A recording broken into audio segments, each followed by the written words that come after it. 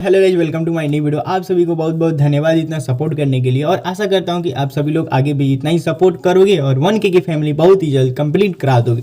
तो देखो, आज मैं कैसे ट्रेड किया, इस ट्रेड के पीछे साइकोलॉजी क्या था, लॉजिक क्या था, वो बतलाने वाला हूँ। ठीक है, यदि देखो ये बतलाने का ये रीज़न इसलिए मैं बोल रहा हूँ क्योंकि देखो ये बार बार जो पैटर्न मैं बतला रहा हूँ, जिस साइकोलॉजी बतला रहा हूँ, ये साइकोलॉजी आगे भी काम करेगा। और इसी जैसे मार्केट में यदि ऐसा बनाता है तो वहाँ पे यही साइकोलॉजी के बेस पे आप भी ट्रेड कर सकते हो, इसीलिए मैं बतला रहा हूँ। ठीक है, चलते हैं क्या था मार्केट में लॉजिक और साइकोलॉजी। सिंपल देखो, अब यहाँ पे मार्केट में क्या हुआ कि 1 मिनट के टाइम फ्रेम पे बैंक निफ्टी में मैं यहाँ पे ट्रेड किया था। ठीक है, अब देखो मार्केट में ऑलरेडी मार्केट में सेलर्स यहाँ पे आए थे। ठीक है, अब मार्केट यहाँ पे एक रेंज बना दिया, सिंपल सा यहाँ पे एक रेंज बना दिया डाउन ट्रेंड में, उसके साथ साथ अप ट्रेंड में भी रेंज बना दिया। अब यहाँ पे रेंज बना दिया तो रिटेलर क्या जानते हैं कि कब इस रेंज को, यानी इस रेंज को ऑफ साइड ब्रेक करेगा तो हम ऑफ साइड का ट्रेड लेंगे, यदि इसको ब्रेक करता है तो हम मार्केट में नीचे सेल साइड का ट्रेड लेंगे। ठीक है, तो यही जानते हैं बस कि ऑफ साइड ब्रेक करेगा तो हम ऑफ साइड ट्रेड लेंगे और सेल साइड ब्रेक करेगा तो हम सेल साइड ट्रेड लेंगे, यही जानते हैं। उसके बाद देखो मार्केट में क्या किया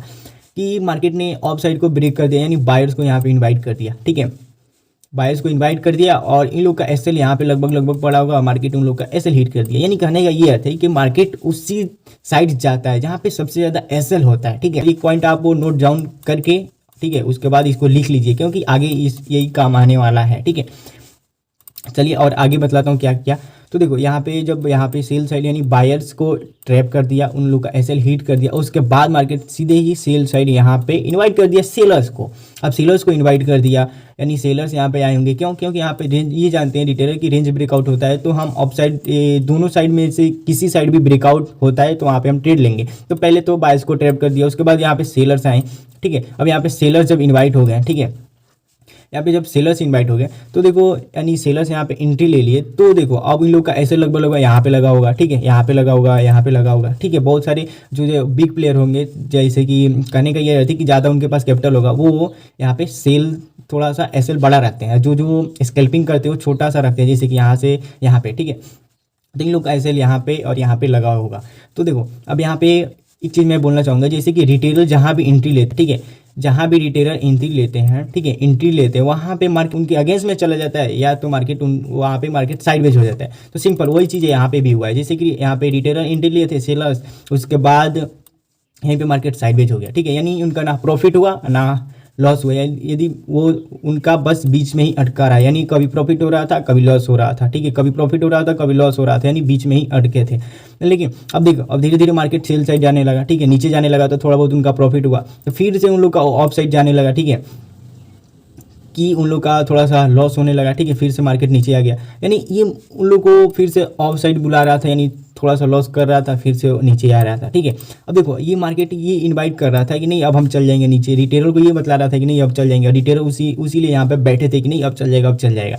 लेकिन अब इसको भी ब्रेकआउट कर दिया, फिर से यहाँ पे सेलर्स को फिर से इन्वाइट कर दिया, यानी रिटेलर क्या जानते हैं कि सपोर्ट को ब्रेकआउट करता है तो यहाँ पे नीचे जाने का मार्केट को ज़्यादा चांस होता है। ठीक है, तो यहाँ पे ब्रेकआउट कर दिया। ठीक है, यहाँ पे ब्रेकआउट करके यहाँ पे सेलर्स को इनवाइट कर दिया। उसके बाद देखो अब मैं क्या बोला कि रिटेलर क्या करते हैं, मार्केट क्या करता है, रिटेलर जहाँ भी एंट्री लेते हैं वहाँ पे मार्केट या तो साइडवेज हो जाता है या तो वहाँ पे उनके अगेंस्ट में चला जाता है। तो यहाँ पे जब इन्वाइट कर दिया, ठीक है, यहाँ पे जब इनवाइट करते हैं, जब सेलर सबको यहाँ पे आ गए तो मार्केट उनके अगेंस्ट में जाने लगा और यहाँ पे थोड़ा सा नीचे आने लगा, यानी थोड़ा सा लॉस किया, फिर से इनका लॉस करके फिर से थोड़ा बहुत प्रॉफिट किया, फिर से इनको लॉस किया, फिर से प्रॉफिट करने लगा। यानी उनको भी लग रहा था, जितने भी यहाँ पे भी जितना सेलर्स आए थे, यहाँ पे जितना सेलर्स आए थे, उनको लग रहा था कि नहीं मार्केट अब तेजी से चल जाएगा नीचे। ठीक है, अब चल जाएगा नीचे, यही लग रहा था, जिसके कारण से वो बैठे थे। तब तक मार्केट ही क्लोज कर दिया, यानी उनको फंसा दिया कि नहीं है हम चल जाएंगे नीचे, चिंता मत लो। ठीक है, क्योंकि इसको ब्रेकआउट कर दिया, यही तो जानते हैं रिटेलर। लेकिन ये नहीं जानते हैं कि हम लोग का स्टॉप लॉस इधर लगा हुआ है, यहाँ पे लगा हुआ है, यहाँ पे लगा हुआ है,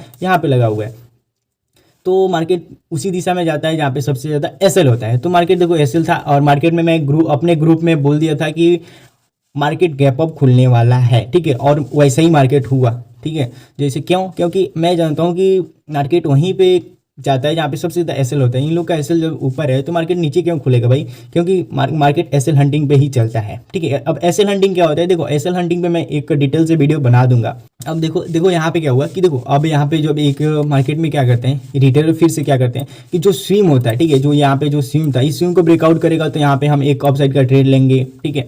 और कुछ कंफर्मेशन था, जैसे कि मैं 1 मिनट के टाइम फ्रेम पे दिख रहा था और 5 मिनट के भी टाइम फ्रेम पे दिख रहा था। तो वहाँ पे क्या कि एक 5 मिनट के कैंडल पे बहुत सारे ट्रेडर क्या होता है कि वो कैंडल बन जाता है, उसके बाद हाई और लो पे मार्क कर लेते हैं, वहाँ पे ब्रेकआउट पे ट्रेड कर लेते हैं। तो वहाँ पे सिंपल हुआ, 5 मिनट के कैंडल पे यहाँ पे ब्रेकआउट कर दिया, उनको एंट्री दिला दिया, उसके साथ साथ फिर से उनका एसएल खाने के लिए मार्केट नीचे चला है, इसीलिए मैं यहाँ पे भी ट्रेड कर लिया।